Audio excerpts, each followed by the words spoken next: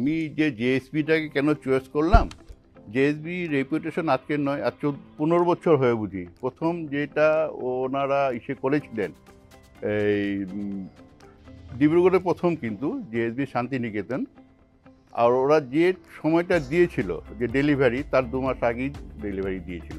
মানে ওদের একটা কন্ডিশন যে ওরা কখনো দেরি করবে না, মানে ডিউ টাইমের আগেই ওরা ডেলিভারি দেবে।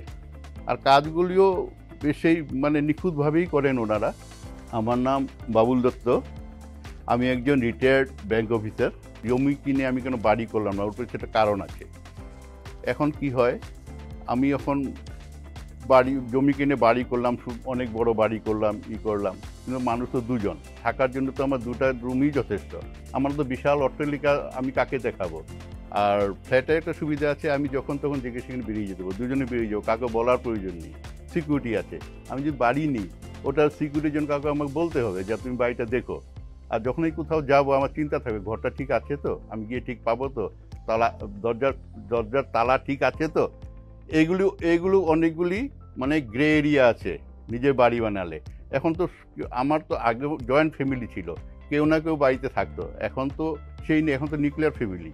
হ্যাঁ, সেই কাকা জ্যাঠা বা কেউ থাকে না, ভাইরা কেউ, সবাই আলাদা আলাদা। তো এই একটা সুবিধা আছে ফ্ল্যাটে, আমি ফ্ল্যাটটা যখন তখন কাউকে না বলে আমি চলে যেতে পারি, কাউকে বলতে হবে না ফ্ল্যাটটা দেখো, কারণ সিকিউরিটি আছে, গেট আছে। তো এটা একটা সুবিধা আর কি, এই জন্য আমি ফ্ল্যাটটাই নেওয়াটা মানে যুক্তিযুক্ত মনে করলাম। যেটা ওদের রেটটা মানে সত্যি যুক্তিসঙ্গত, এমন কিছু মানে এরকম কিছু বিষয় বলে না যেটা মানে মানে ধরাছোঁয়ার বাইরে এরকম বলেন। তো সেই জন্য আমি এই জন্যই জেএসবিতে আমি আরেকটা ফ্ল্যাট নেওয়ার জন্য মানে জেএসবি যে সেরেনিটি টাওয়ার, এখানে একটা ফ্ল্যাট আমি নিয়ে নিলাম।